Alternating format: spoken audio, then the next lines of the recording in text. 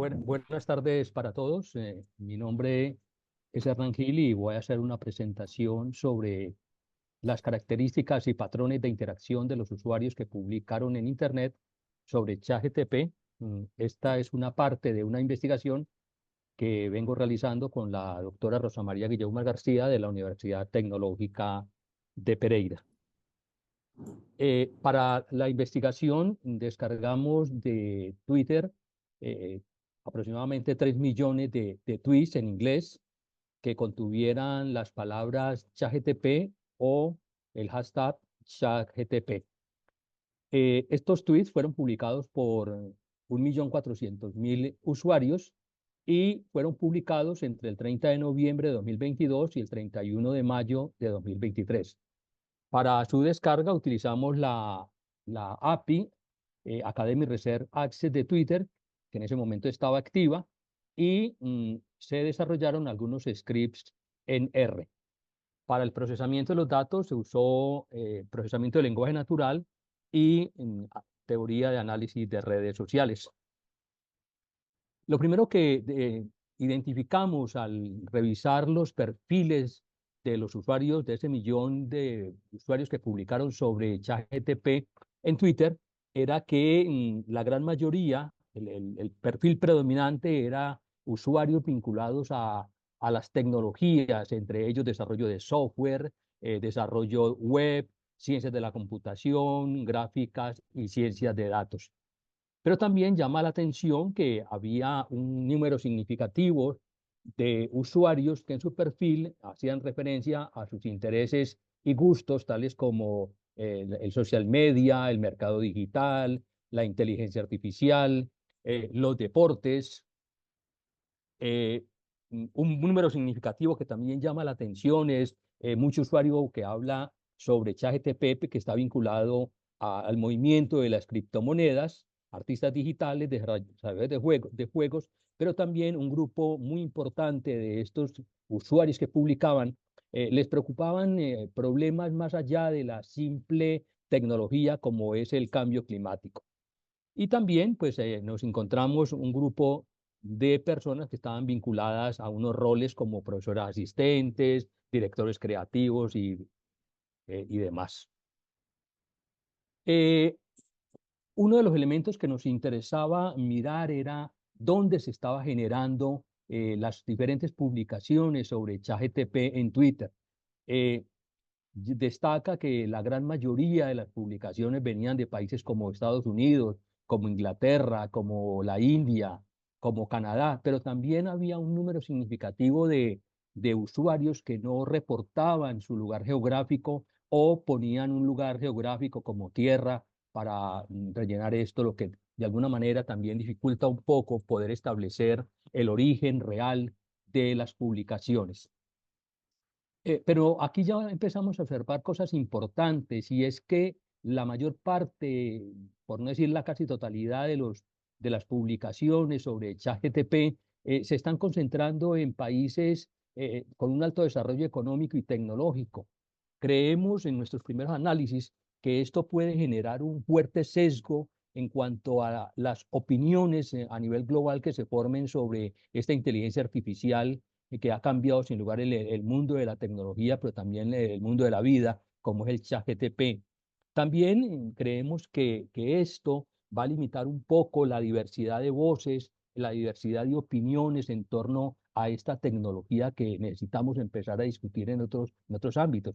Y de alguna manera creemos también que esto puede empezar a afectar lo que comprendemos, lo que entendemos sobre esta tecnología desde diferentes campos, como el campo social, el campo económico y el político a nivel mundial.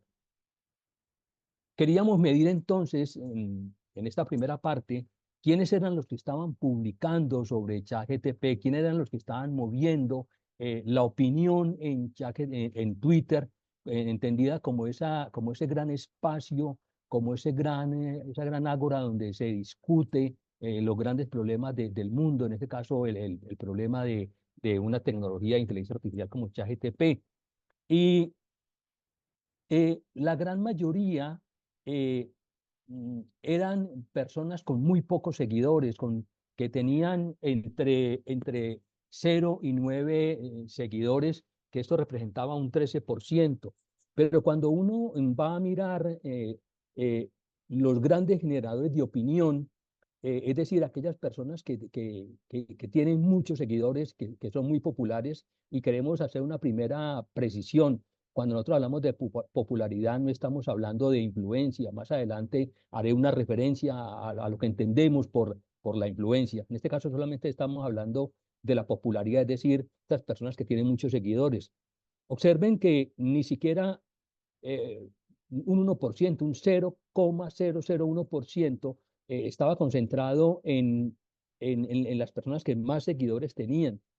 Eran personas que se caracterizaban por ser muy influyentes en otros campos o ser plataformas de videos o en medios de comunicación. Y aquí va a haber un elemento muy importante, y es que en el mundo de Internet, en este caso en el mundo de Twitter, eh, los medios de comunicación que tienen un fuerte peso por fuera de los social media, también vamos a ver que tienen un fuerte peso en la conducción de la opinión en redes sociales como Twitter y organizaciones deportivas. Entonces vemos dentro de esas personas que estaban publicando fuertemente a usuarios como Elon Musk, como YouTube, como CNN, como NY Times o el Fútbol Club Barcelona o la BBC.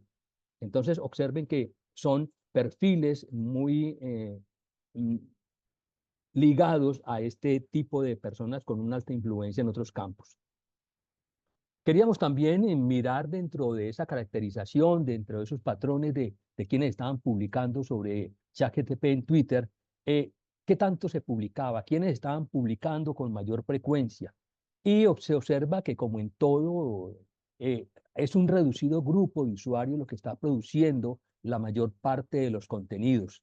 El 97% de los usuarios publicó entre 1 y 10 tweets sobre ChatGPT, es decir, una cantidad relativamente baja. Y de eso, el 67% pues solamente publicaron un tweet. Además, destaca que entre las personas que mayor cantidad de tweets estaban publicando sobre ChatGPT en el periodo estudiado, pues estaban nuevamente desarrolladores de inteligencia artificial, servicios de productividad, y destaca algo que incluso verificamos recientemente, que había muchas cuentas que al momento actual, al día de hoy, figuran en el perfil de Twitter como cuentas suspendidas. Dentro de esas cuentas que estaban publicando la mayor cantidad de tweets, pues entonces vamos a encontrar a usuarios como Victoria Grid, Richival, GPT, ChatGPT, que fueron los que mayor cantidad de tweets publicaron en ese periodo.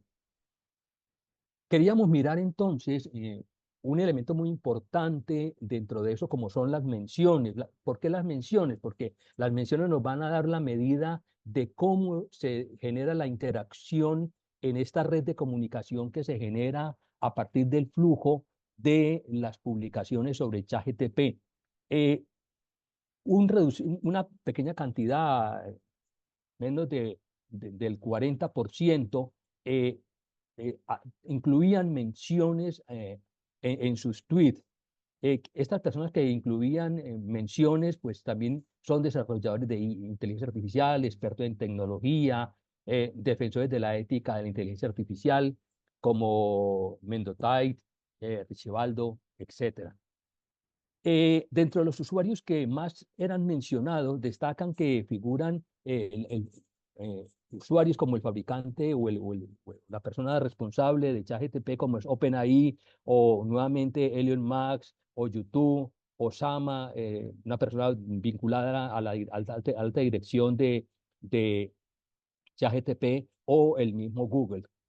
Destaca también dentro de este grupo de menciones como medida de la interacción, eh, usuarios que se automencionaban, es decir, usuarios que aprovechaban para mm, generar una visibilidad, autocitándose o usuarios que estaban relacionados con la persona que mencionaban, como por ejemplo Ótimos AIBS. Queríamos también mirar lo que tiene que ver con los retweets como una medida de propagación o de difusión de los contenidos, y la gran mayoría tuvieron poca, eh, poca medida de retweets. Solamente un 17-18% de los tweets de 3 millones que descargamos recibieron retweets, y la mayoría recibió entre 1 y 10 retweets. ¿Quiénes estaban recibiendo retweets fuertemente? Pues divulgadores, educadores, emprendedores tecnológicos. Eh, Se destaca usuarios que recibieron muchos retweets a pesar de haber publicado muy poco, y ya esto va dando eh, una medida de la influencia que pueden tener ciertos usuarios, como por ejemplo Elon Musk, que publicó solamente 3 tweets de los que el algoritmo nos permitió descargar, pero recibió 38.000 retweets, o OpenAI, que publicó 15 tweets, o que descargamos 15 tweets, y que recibió 25.000 retweets. Osama, nuevamente, con 35 tweets que obtuvimos, recibió 34.000 tweets. Y también, pues, había usuarios que recibieron muy pocos retweets. Otra medida de interacción en esta red de comunicación que se genera a partir del flujo de los tweets sobre ChatGPT es los me gusta, es decir, como muestra el interés que los usuarios generan en un determinado tweet. Entonces, cerca del 56%, 55% recibió me gustas, y estaba también nuevamente concentrado en un reducido grupo, entre ellos, por ejemplo, perfiles que estaban vinculados al desarrollo de la inteligencia artificial. Eh, Ahora queremos centrarnos un poco en lo que para nosotros es la influencia. Nosotros creemos que la influencia no se puede medir simplemente por la popularidad de un usuario que tenga muchos seguidores. Entendemos que, si bien es cierto, la popularidad es una medida de esa potencial influencia, porque sus tweets puedan llegar a muchas personas, que hay que mirar un poco la producción, es decir, la cantidad de tweets que esa persona produce, pero también la continuidad, la periodicidad, es decir, la cantidad de días durante los cuales esta persona está publicando, y la respuesta de las audiencias a sus publicaciones, medidas a través de los retweets y de los me gusta. Para eso, entonces, utilizamos el modelado de temas usando script de R, y nos permitió determinar, una vez calculados los índices de influencia potencial, que las personas más influyentes están, es decir, los más populares, que más producen, que producen durante más días, que reciben más me gustas, que reciben más retweets, pues estaban relacionados con tecnología, y en el modelo de LDA se encuentran palabras como tech, technology, digital, software, o relacionados con negocios y emprendimiento como business y funder, o medios de comunicación, news, media, content, desarrolladores de sitios web, y, eh, y esto, pues también queríamos mirar si había alguna diferencia, y en el modelo nos dio que había 2 grupos de ese modelo, 2 grupos de temas en los cuales había una marcada diferencia con respecto a los otros temas predominantes en el modelo LDA, como son las personas que estaban relacionadas con las criptomonedas o el mercadeo digital. Esto nos mostró entonces una red bastante concentrada. Básicamente pudimos mirar que no bastaba solamente con mirar la estructura general de la red, que la hicimos utilizando Gephi, sino que quisimos verla. En el centro está la gente que tenía menos conexiones, y al lado derecho el grupo de usuarios que tenía las más grandes conexiones. Esto nos mostró entonces un elemento muy interesante, y fue que al mirar en los grupos usando el algoritmo de modularidad, detectamos 2.500 en grupos, pero los mayores grupos, por ejemplo, el grupo que está en morado en la pantalla, estaba conformado por la gente que tenía los mayores IndieGrid y los mayores Vector, es decir, las personas que recibieron más menciones y las personas que estaban conectadas a personas muy bien conectadas como OpenAI, Elon Musk, Sama, Google o Microsoft, y los que tenían mayores AudiGrid y VideoInés como Resbaldo. Con respecto a los IndieGrid, pues destacan usuarios que están vinculados con inteligencia artificial y tecnología, con medios de comunicación y con áreas relacionadas con la inteligencia artificial.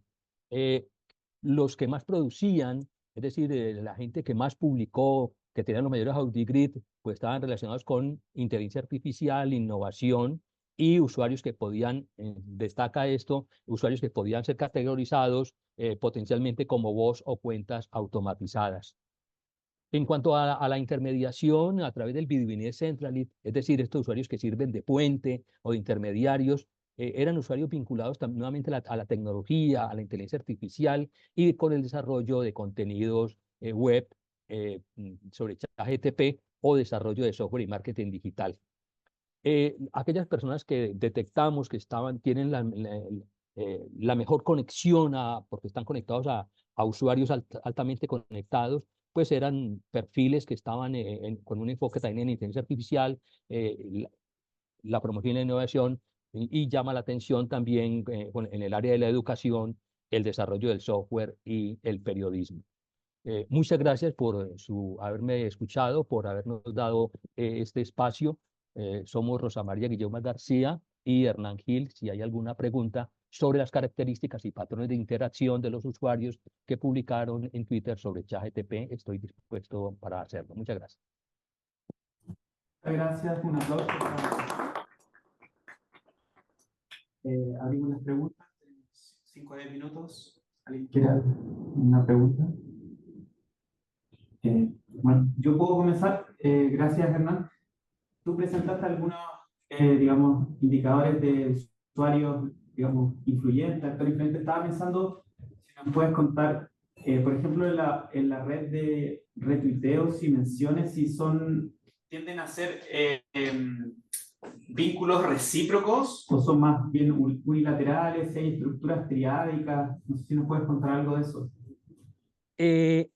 Son vínculos básicamente de un camino, es decir, personas que están mencionando fuertemente a estas personas que tienen como una alta capacidad de influencia, y lo que sí se observa es que hay una relativa conexión entre las personas más influyentes, como se observaba en esta parte de la red.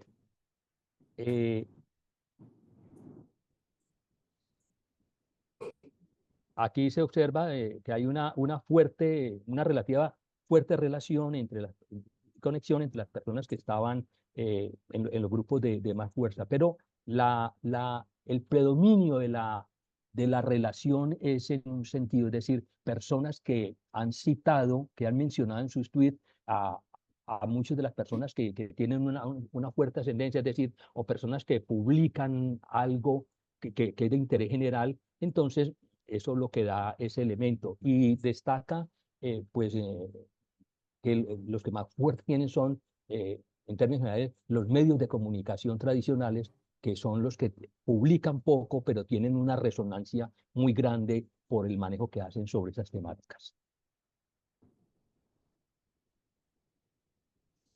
Muchas gracias, Hernán. ¿Hay más preguntas?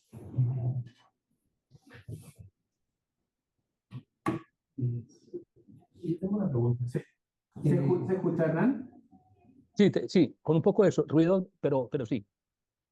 Sí, hola, hola Hernán, aquí Matías. Tengo una pregunta respecto a como un poco un tema de validez externa, porque igual como que hay una percepción que es un poco real también de que como que Twitter está un poco a la baja en términos como de usuario, actividad.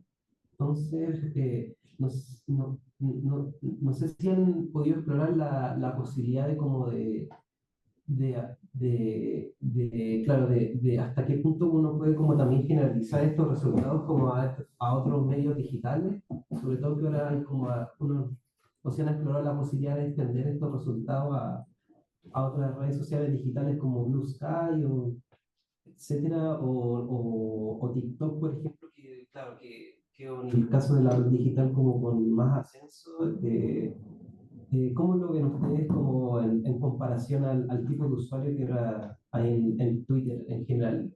Como pensamientos en general, reflexiones generales como en torno a eso, ¿no? No sé si lo han podido reflexionar en torno a eso. Bueno, aquí uno se enfrenta a una situación particular y es que los tweets que uno descarga son los que el algoritmo de Twitter le daba a uno. Es decir, eso ya va a crear un pequeño sesgo. Es decir, no es lo mismo que hubiéramos descargado de esos 3 millones que nos parece que es un corpus bastante grande y quisimos trabajar con un corpus grande como para evitar que el sesgo de ese primer elemento de que el algoritmo nos da lo que nos quiere dar, ¿cierto? Se supliera. Y usamos técnicas de modelado de datos, pero también usamos la verificación después, es decir, cada que teníamos un resultado, pues el equipo con el que estamos trabajando, porque esto hace parte de una investigación que no solamente queremos mirar quién publica, sino cuál es el sentimiento asociado a esa publicación y qué se está publicando, pues mirábamos. Mm, yo creo que en este campo uno podría mirar que hay unas tendencias, ¿no? que podrían ser elementos que puede primar en otros campos, ¿cierto? ¿Hasta dónde podamos extrapolarlo, generalizarlo a otras redes? Pues no sé, digamos que la ventaja de Twitter es que es de alguna manera una red pública, que la gente publica de forma libre, pero no nos atreveríamos a decir si sea extrapolable en este momento a otros tipos de redes. Creemos que sí, porque cuando nosotros en la parte que hicimos el análisis de qué se estaba publicando, hicimos un cotejo con lo que había en Twitter con una recopilación de noticias en las fechas eh, de mayor publicación y nos dio una relativa coincidencia entre lo que se estaba publicando en Twitter y lo que estaba sucediendo en el mundo por fuera de Twitter. Pero no me atrevería en este momento a decir que se pueda extrapolar. Nuestra metodología, pues ya la hemos validado, nosotros llevamos cerca de 15 años analizando las redes de comunicación en Twitter y miren que hablamos de redes de comunicación, no de redes sociales, porque lo que estamos analizando no es realmente las relaciones de las personas, sino las relaciones que se forman a través de las publicaciones, del contenido, es decir, a partir de quién publica y quién es mencionado o automencionado en el tweet.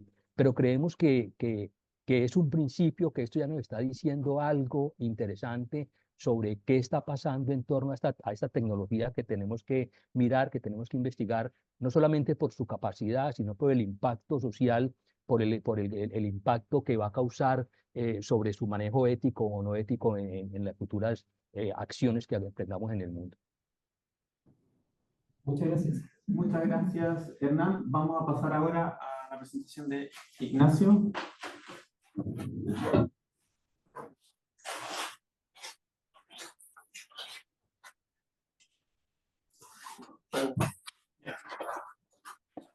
Eso cuando quedan 5 minutos.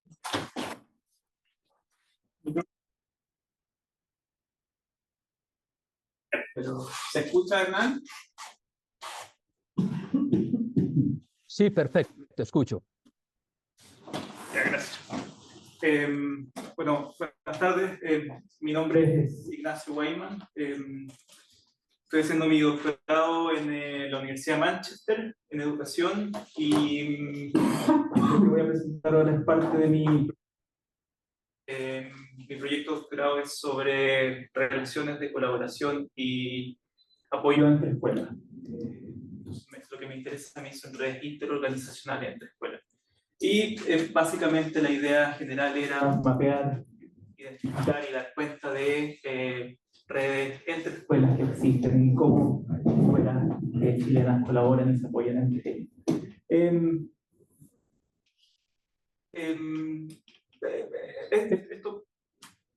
en un principio fue porque, bueno, la literatura que existe sobre redes entre escuelas tiende a enfocarse en dos cosas principalmente. Cuando se hablan de redes, se hablan generalmente de redes de mejoramiento escolar, o sea, formas de política o de incentivo para que escuelas trabajen en conjunto. Y la otra vertiente está relacionada a formas de administración y de gobernanza de escuelas en red. Entonces, yo tenía la idea o la tesis detrás del proyecto en general era que, bueno, estas visiones de red entre escuelas en general podrían ser un poco insuficientes para dar cuenta de volumen, o sea, de la cantidad de redes que las escuelas podrían tener y de los propósitos que estas redes podrían cumplir. Cuando yo pensaba, bueno, capaz que hay cosas que escuelas hacen entre ellas que no necesariamente tienen que ver con redes de mejoramiento y no necesariamente tienen que ver con la forma en que las escuelas se administran. Ese fue como el punto de partida. El título del proyecto futbolístico es de las súper pequeñas sociedades que creo que le pertenece a César Luis Menotti en los 80 y que lo usó de una forma, creo que lo usó un par de veces.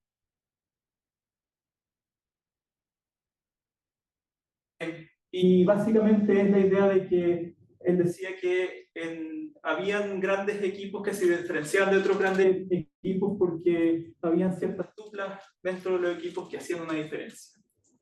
Y lo interesante de esto es que estas duplas no se persiguen, no se entrenan, pero se dan en ciertos equipos. Creo que esta idea de pequeñas sociedades da un poco sentido para lo que voy a presentar ahora.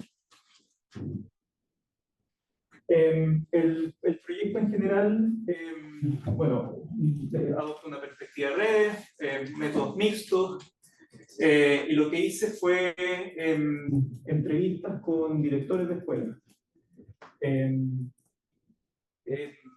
Son directores de escuelas básicas de un servicio local de Santiago, zona urbana de Santiago, donde habían 21 escuelas básicas, 16 de ellas, todos fueron invitados a participar, 16 de ellas participaron,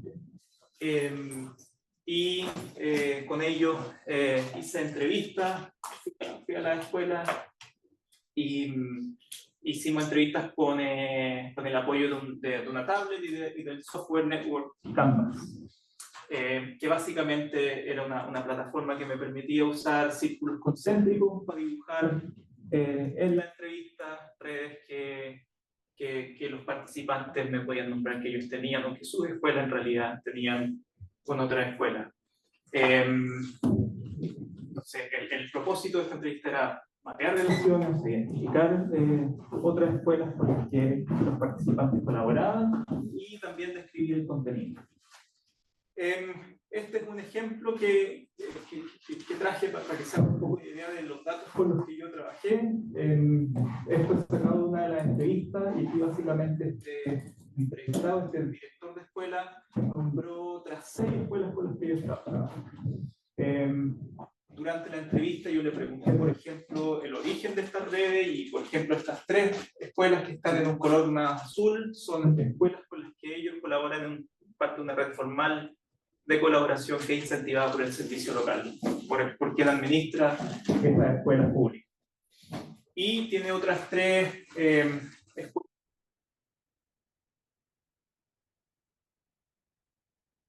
No tienen nada que ver poco que ver con políticas de incentivo del trabajo en red. Hay links entre los Alpes también. Y, bueno, medidas de cercanía de acuerdo al centro de los círculos concéntricos. Marcamos escuelas que, por ejemplo, ellos consideraban que escuelas que, además de colaborar, ellos sentían que podían aprender de ellos también, porque eran escuelas a mirar. Ese tipo de información. Y esa fue la información, en el fondo, del proyecto en general con la escuela que estaba.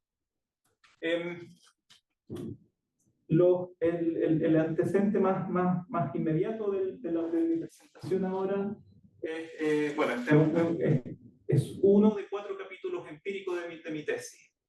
Este es el segundo capítulo empírico. El primero básicamente lo que hice fue tratar de mostrar con los datos la variedad y la complejidad de las redes de estas escuelas que ellos declaraban que tenían. Entonces acá hay algunos hallazgos principales. Primero que todo, que el número de otras escuelas con las que estos 16 participantes declaraban que tenían ciertas relaciones de colaboración variaban entre 4 y 50. O sea, es un número que cambiaba bastante entre participantes. Que estas redes satisfacían distintos propósitos. Para la sostenibilidad de las organizaciones, por ejemplo, había escuelas que sí compartían un solo edificio por cuestiones circunstanciales, pero que ahí tenían una relación de apoyo y de coordinación entre ellos, por ejemplo. Entrega de recursos, préstamo de recursos, de mobiliario, de infraestructura, etc. Para sus proyectos educativos también el préstamo o hacer salidas en conjunto, talleres, etc. Y también eran importantes en cierta medida para las trayectorias estudiantiles de los estudiantes de estas escuelas.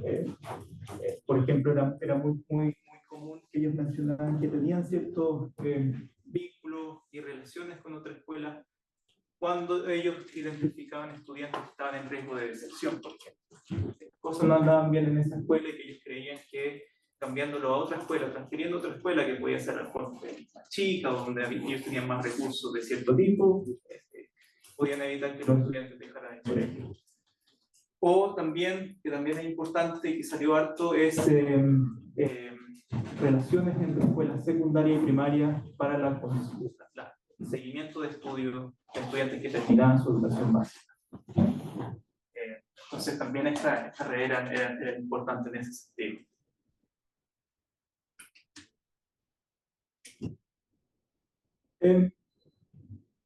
Con este primer capítulo lo que yo quería era más o menos entregar cierta respuesta a esta pregunta inicial sobre, bueno, parece que existen más redes o que tienen que ver con mucho más que mejoramiento educativo, con forma de administración de escuelas, y que estas conviven en distintos como mundos sociales en los que estas escuelas podrían estar habitando. En el fondo, estas redes de escuelas eran más complejas de lo que la literatura mostraba. Y lo que quiero hacer en este segundo capítulo era entrar en una discusión un poco más conceptual sobre qué significa, sobre la estructura de las redes. La literatura sobre redes entre escuelas en general hace un uso medio instrumental sobre qué son las redes entre escuelas. Como decía, formas de administración, políticas para el mejoramiento educativo, etc. Que en Chile también son comunes. Esto es literatura generalmente internacional, pero que en Chile también hace sentido. Hay políticas de mejoramiento en red. La nueva educación pública tiene algún sentido también de administración en red. Pero que había poca o escasa discusión conceptual para entender cómo las escuelas se relacionan entre ellas. Entonces, mi idea en este capítulo es cómo con los datos aportar cierta perspectiva sobre cómo las estructuras, cómo se estructuran las redes de colaboración. En general, en mi proyecto yo me baso, bueno, en conceptos, ideas, nociones del análisis de red, pero sobre todo en sociología de la organización, y encuentro que me da cierto como nociones, pero un lenguaje también para discutir estas preguntas por la estructuración de redes.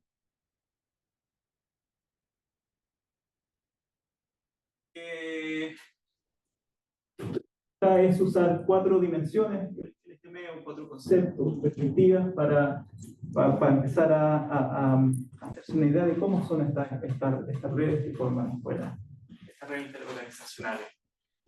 Son conceptos que salen generalmente de literatura y experiencias de la literatura de sociología de organizaciones, pero también de redes sociales. Lo primero tiene que ver con la extensión geográfica de la red.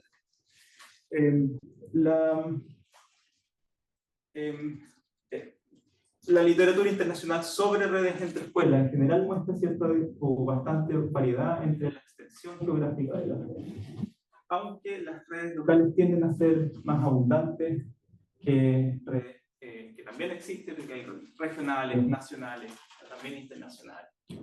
Pero parece ser que cuando se habla de redes en educación, en interescuelas, generalmente refieren a redes que tienen un sentido local y que bien arraigado el contexto. Cuando esto se ha testeado, bueno, el problema con esta literatura es que en realidad no es algo lo que se cuestione, esta extensión geográfica, sino que es como algo que viene en una condición del objeto de estudio que son estas redes de estudio. Cuando sí se ha estudiado, se ha encontrado que la localidad es clave, las redes locales en áreas pequeñas. Pero parece ser que más por una cuestión de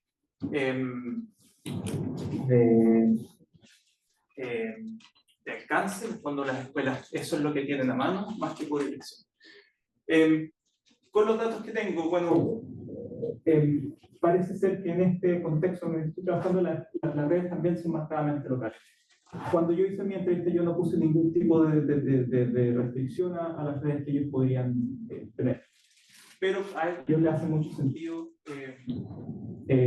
colaborar, apoyar escuelas que están en sector. Lo que marco acá en rojo son lazos, 41% de ellos entre escuelas que están a menos de 2 kilómetros de distancia, o sea, son como 20 minutos a pie. Los círculos que están en blanco, acá se ven 2, pero los datos son 3, son escuelas que no son parte del servicio local, entonces son geográficamente cercanas, pero también en un contexto medio como de política y administración, también se dan más hacia adentro, dentro del servicio local. ¿Y por qué? Bueno, los participantes dicen es una cuestión más o menos histórica también. Nosotros siempre hemos estado expuestos a otras escuelas en ámbitos locales, redes municipales, ahora redes de servicio local, etc. Y también porque los desafíos que nosotros creemos que deben ser enfrentados en red o con otras escuelas, generalmente también son locales. Ellos comparten cierto. Ellos decían un nivel de vulnerabilidad de sus estudiantes, problemas sociales en el área que ellos decían requieren un enfoque un poco más colectivo. Entonces hacía sentido formar alianzas con otras escuelas a cuestiones que sobrepasaban los límites del colegio. Lo segundo es la composición, y aquí en realidad yo lo estoy tomando como asimilación entre las organizaciones.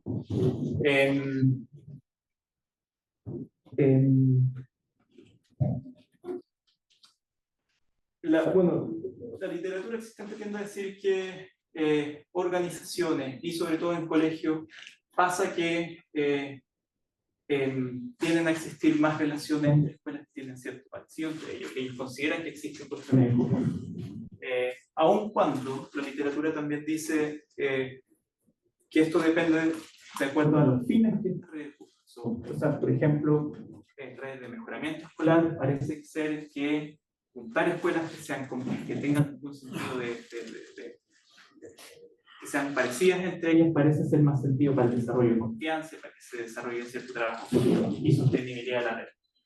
Hay otras redes, por ejemplo, que son más comunes en Inglaterra, que son de escuelas mejor posicionadas, con más recursos, con una cierta trayectoria un poco más estable, que forman ciertas redes un poco más formales para apoyar escuelas que están pasando por momentos difíciles, con una trayectoria a la baja en ciertos indicadores, etc. Y ahí sí se dice que la diferencia, la disimilitud, sí es importante para ayudar a otras escuelas.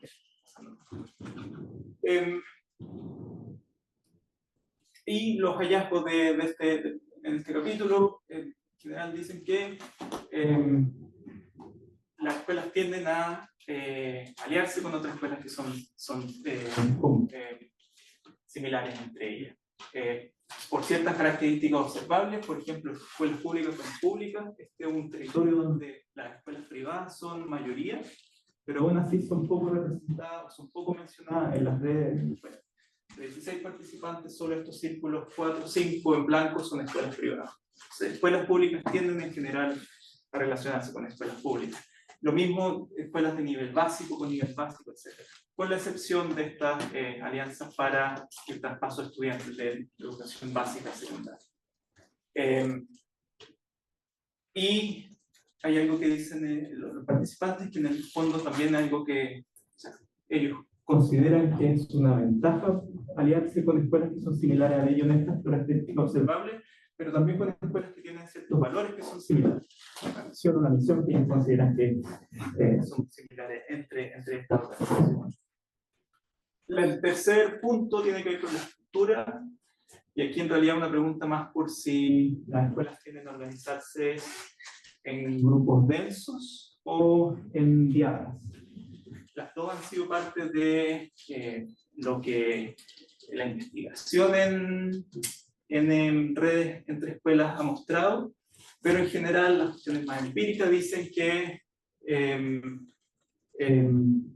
escuelas tienden a agruparse en clústeres más pequeños. Por ejemplo, hay investigación también de Inglaterra, siendo que en redes más orgánicas, donde no existe ningún mandato para formar redes, tienden a hacerlo en grupos de 3, 4 escuelas.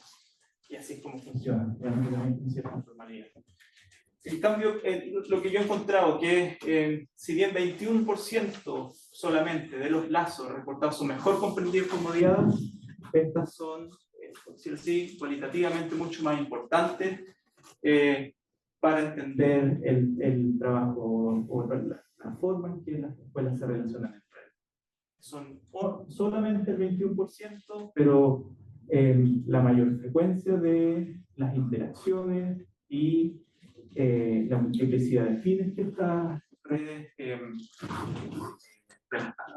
redes responden se resuelven en diadas. Entonces hay cierta como mayor importancia en relaciones uno a uno más que la pertenencia al grupo.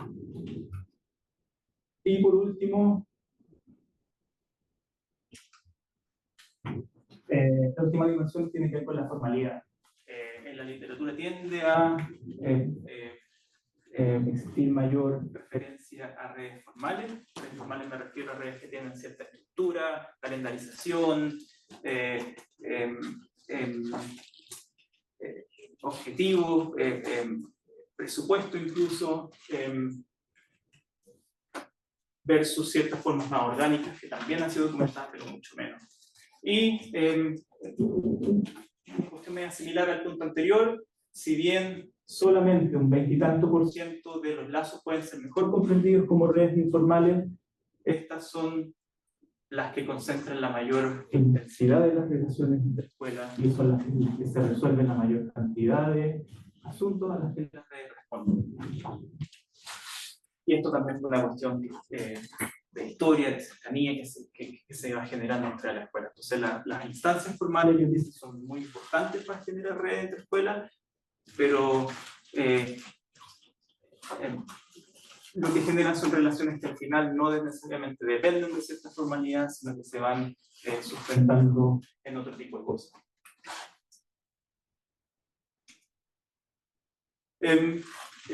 Bueno, para cerrar, haciendo referencia a estas 4 dimensiones, creo que esta idea de pequeñas sociedades o de duplas o de formas más en pequeños grupos de relación interorganizacional entre escuelas hace un poco más de sentido, relaciones que son locales, que son entre pares y que son mayormente informales, o sea, para entender cómo las escuelas se relacionan entre ellas. Creo que esta idea de pequeñas sociedades hace sentido.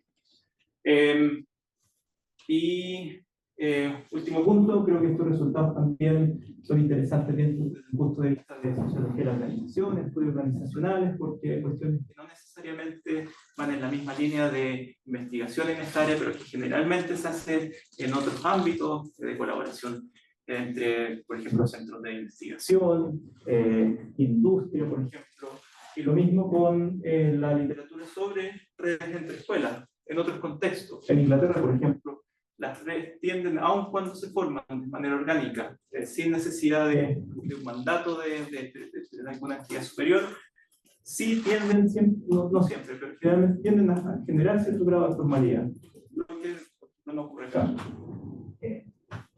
Así que, bueno, esas son cosas que voy a seguir haciendo las conexiones con eso. Lo voy a dejar hasta ahí. Gracias. Ignacio, aplausos. Cierto nivel de densidad de relaciones un poco. Sí, sí. Suena como que uno dice, bueno, esperaría mucho menos, sobre todo en la escuela aquí compiten por estudiantes, entonces como que uno esperaría menos.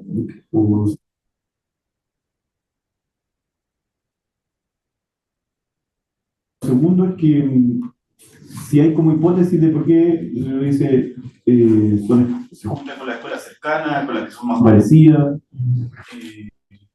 como, claro, decir la hipótesis de la historia, pero quizás pensarlo al revés, ¿por qué hace que no se junten con las otras? Creo que no aparece.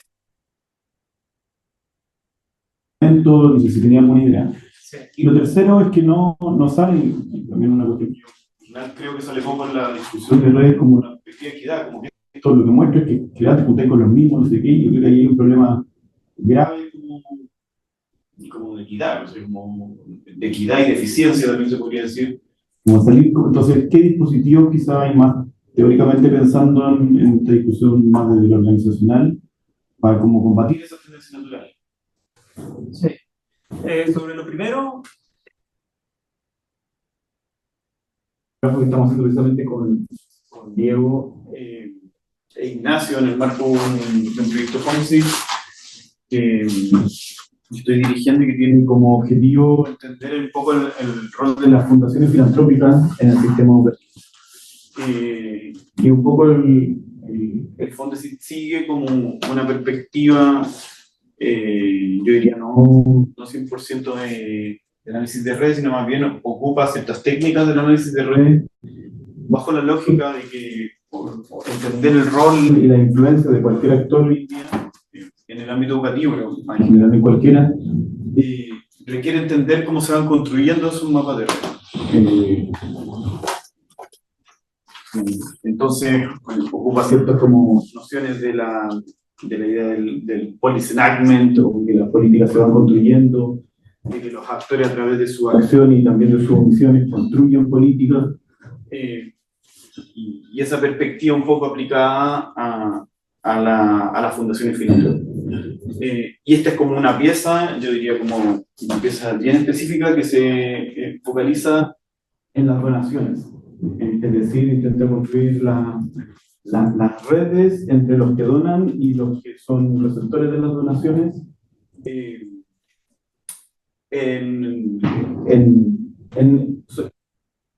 esto igual de todas maneras se hace como una base que podría hacerse para otro ámbito, entonces también es como empezar a explorar cierta información y bases que existen en Chile que encontramos también que han sido poco usadas.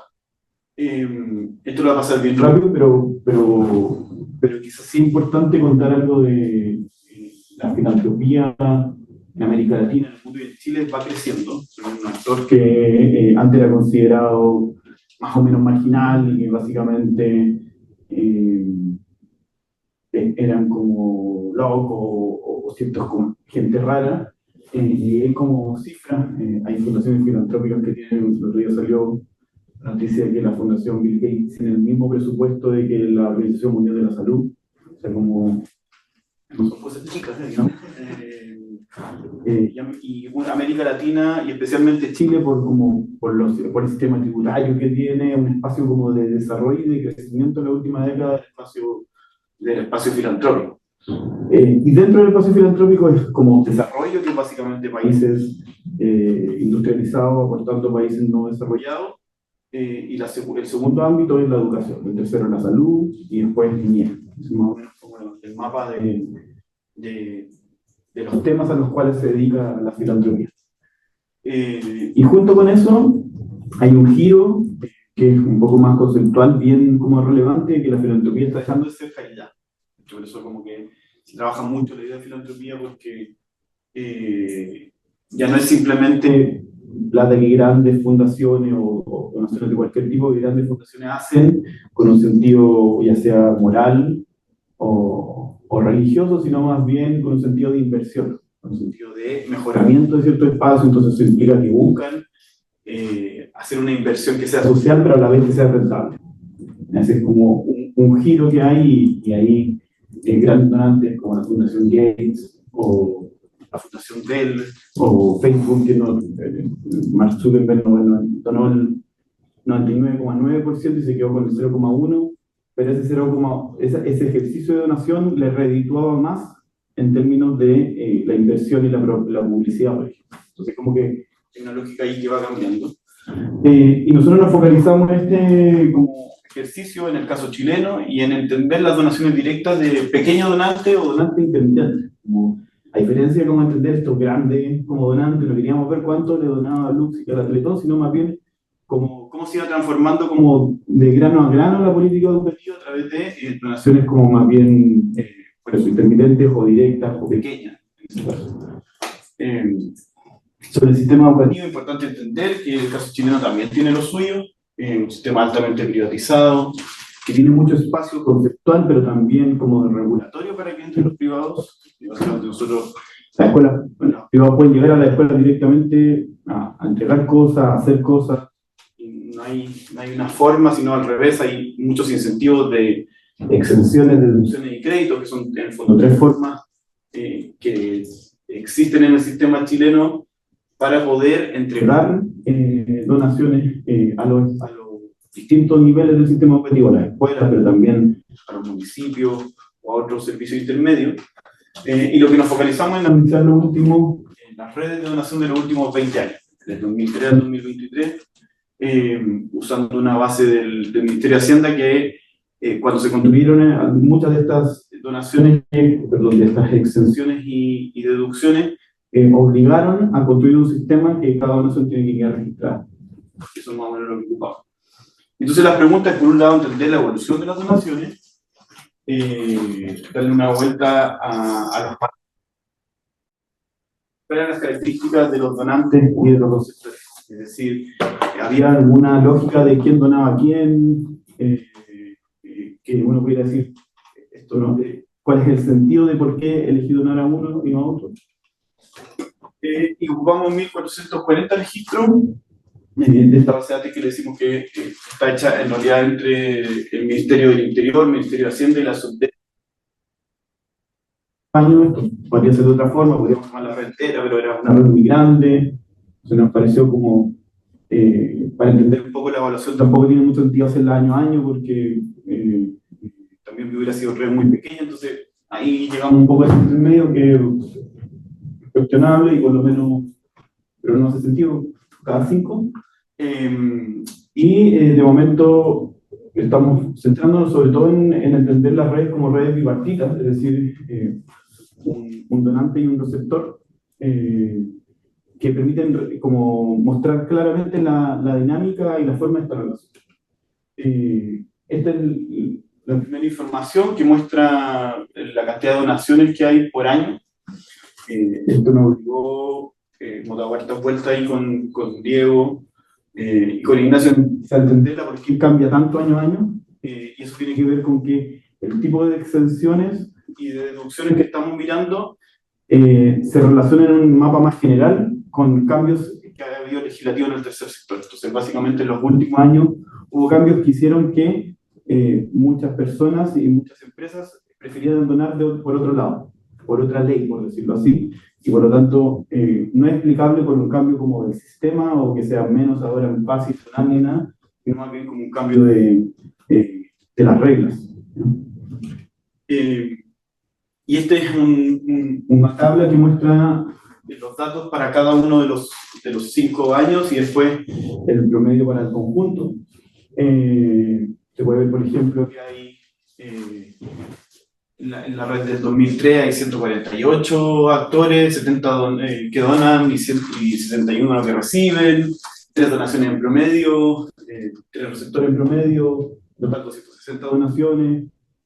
Aquí dejamos todas las donaciones, y digamos, me corrige que eran de 1 millón en adelante, se pueden registrar más chicas, pero nos pareció irrelevante, de 1 millón en adelante. Y ahí los montos. Entonces uno puede ver que así como la distribución general es que en el último tiempo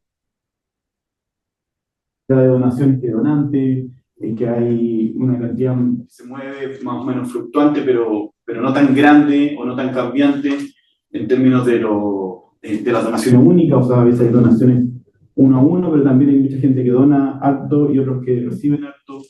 Entonces, es una red que cambia mucho por estas reglas más exógenas, digamos, de cambio. Los tipos de donadores, hay un cambio importante y un aumento grande de los donadores de personas naturales, las líneas rojas. Antes eran mucho más...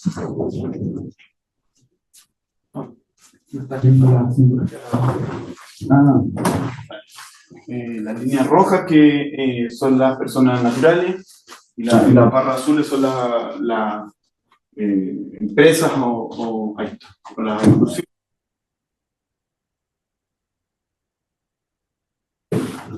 Después, en términos de los receptores, aquí dejamos como receptores los distintos grupos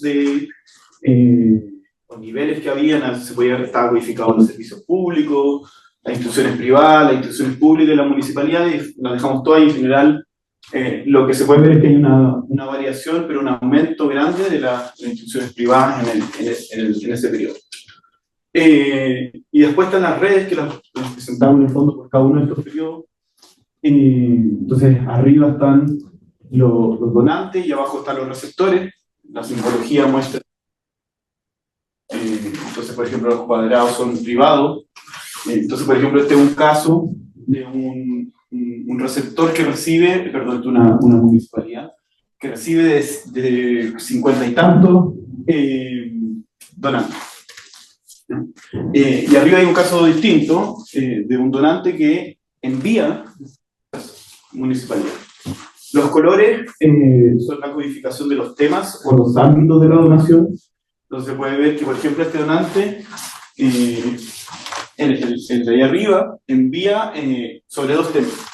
En la línea roja, que son capacitación docente administrativa, y la amarilla, que me parece que también es algo como más relacionado.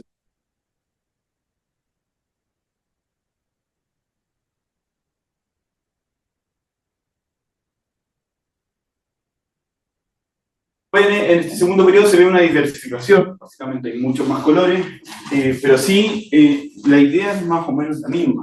Que recibe, por ejemplo, ahí también hay uno que recibe de muchos. Entonces, hay una cierta relación entre el tópico de la donación y ya sea el donante o el receptor. Aquí esto es mucho más.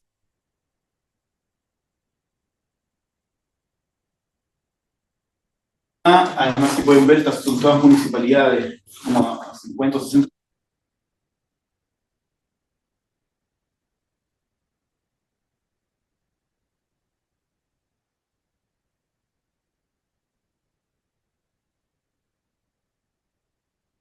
Temas como programas de apoyo psicosocial y residencias estudiantiles y familiares, como apoyo para hacer el espacio físico de residencia.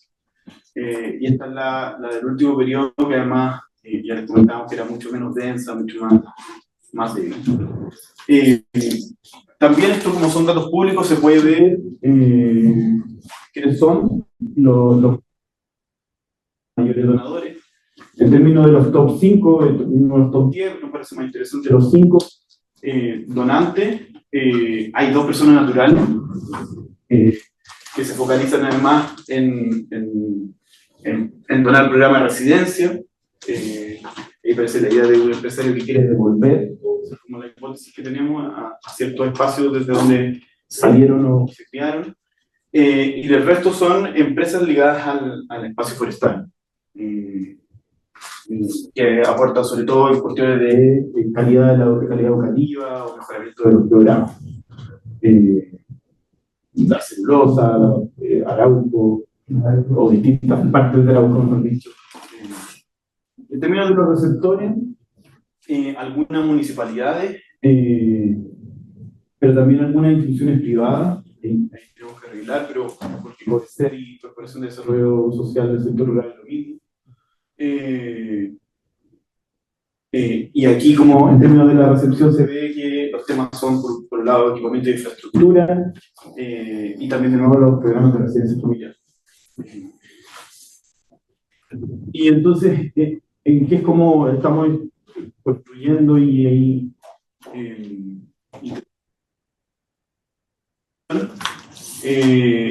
primero ya tenemos más o menos un cambio medio drástico en el tiempo, no hay un crecimiento, tampoco hay una disminución, como que sube y baja mucho, que tiene que ver con que el tipo de donaciones que estamos viendo que se producen por cierta exención y beneficios tributarios cambiaron las reglas en ese tiempo, entonces eso hizo que fuera menos importante en el último tiempo este tipo de, o esta forma de donar. Lo segundo, un cierto cambio en los temas, mucho más centrada en donaciones de equipamiento e infraestructura en el primer momento, y después un foco que me parece bien interesante hacia cuestiones de apoyo psicosocial y mejora de la calidad educativa. Ya no es como y eso responde a la parte más teórica de un cambio en la idea de filantropía, de simplemente entregar algo a entregar para desarrollar ciertas capacidades. Y entonces creemos que parte de las donaciones tiene que ver con cubrir déficit de infraestructura y también apoyar como ciertas políticas educativas que están relacionadas con los programas de apoyo.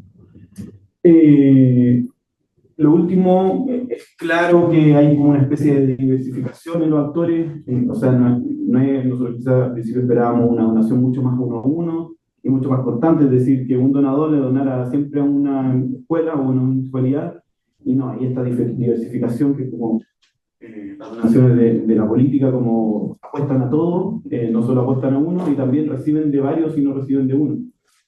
Entonces no hay una donación que probablemente genere tanta complicidad.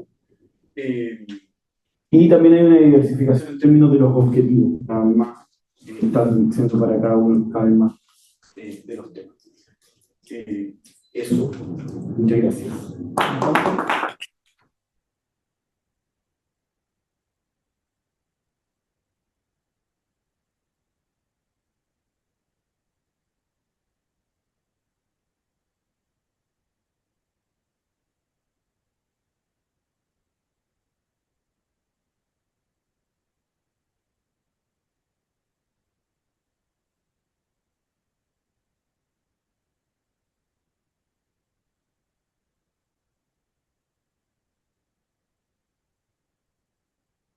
Y me llamó la atención que el donante mayor tenía muchísimo más que los demás. Entonces lo busqué en internet y me di cuenta que era el director de la JUNAD. Entonces puede ser que haya tal vez.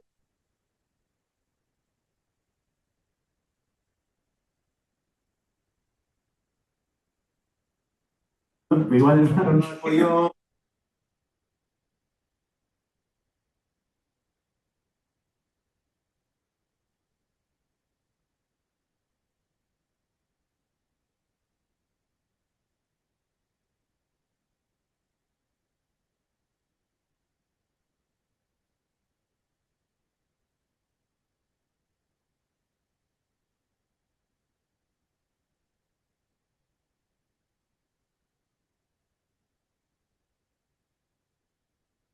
Súper como Pachique, lo único que sí sacamos eran a los entes públicos que donaban. Lo mismo no queremos ver a los privados que donan, pero claro, y en ese público decidimos dejar a los naturales, pero no, hicimos el clic a ver si eran actores públicos tanto como personas naturales. Y quizás puede ser ese. ¿Cómo se podría distinguir entre si lo hizo de manera privada o pública? Claro, no, y está muy difícil porque además, aunque haya estado haciendo ese mismo rol, uno puede decir, bueno, era su plata, no tengo idea. Solo como puede ser una para como dejarlo ahí como. Claro.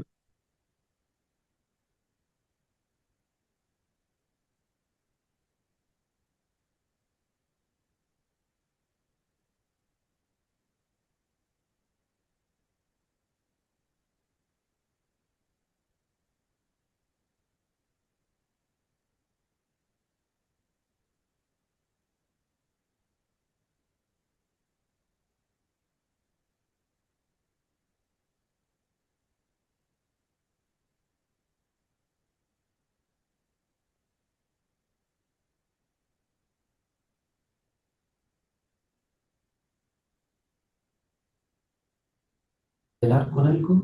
No sé si sí.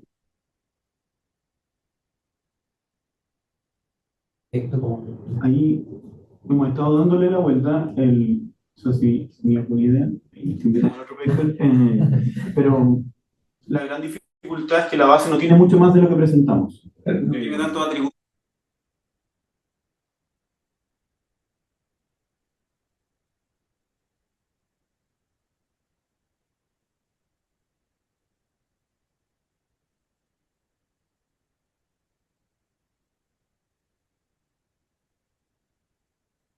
Y claro, de la información tenemos el monto de lo que dona, el tipo, el motivo que nosotros lo verificamos. Región, tenemos suelto decir como intentemos explicar, si la región explica que tú dones más allá, como que nos quedamos con poco, que uno debería tener algo como más de carne, por ejemplo, para decir, sí, yo,